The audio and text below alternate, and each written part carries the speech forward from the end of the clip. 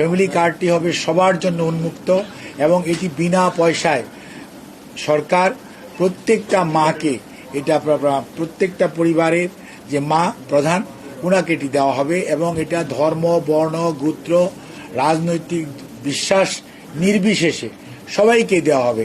এখানে কোনো পার্সুয়েশন অর্থাৎ কোনো ধরনের তদবিরের কোনো প্রয়োজন নাই, কোনো ধরনের প্রতিযোগিতার দরকার নাই, কেউ বাদ পড়া বা কেউ বেশি ঢুকে যাওয়ার কোনো সুযোগ নাই। কারণ এটা এমনভাবে করা হবে সবাই যাতে এটা পায়।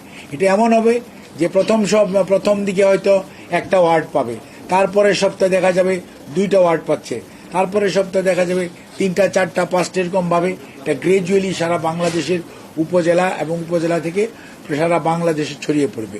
এবং আপনার এই প্রোগ্রামটা আমরা আগামী 4 বছরের মধ্যে ইনশাআল্লাহ এই প্রোগ্রামটা সারা বাংলাদেশে যে আমাদের যতগুলো পরিবার আছে প্রত্যেকটি পরিবারের কে এই কার্ড দেওয়া হবে এবং এই ফ্যামিলি কার্ডের মাধ্যমে বাংলাদেশে সত্যিকার অর্থে একটা integrated system of information collection এখানে এস্টাবলিশ করা হবে।